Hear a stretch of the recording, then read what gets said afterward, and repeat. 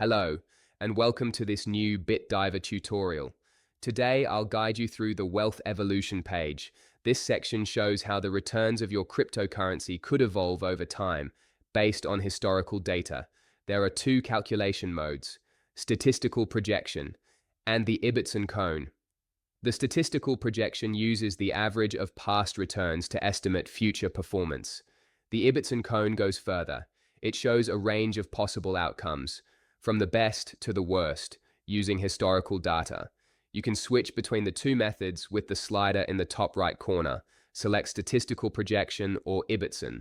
The chart will update instantly. In this tutorial, we'll focus on the Ibbotson Cone, a classic tool in traditional finance, now adapted to crypto.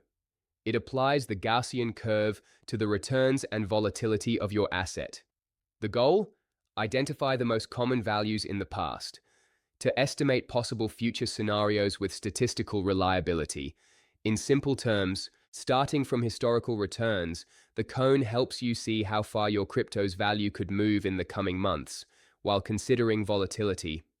The chart shows a central curve, usually blue, for the estimated average return.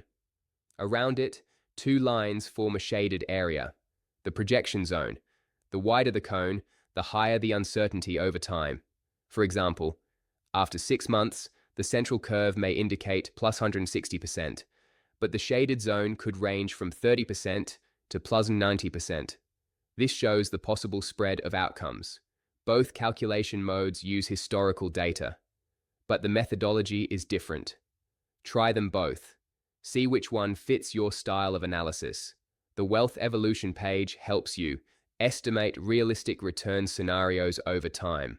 Consider the historical volatility of each asset. Plan your investments with clear expectations.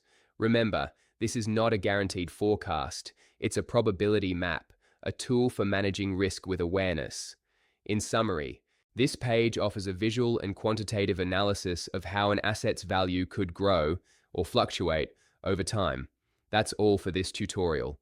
Explore other BitDiver features to complete your analysis. And if you have questions, contact BitDiver support from the help section in the top menu. See you next time, and happy analyzing.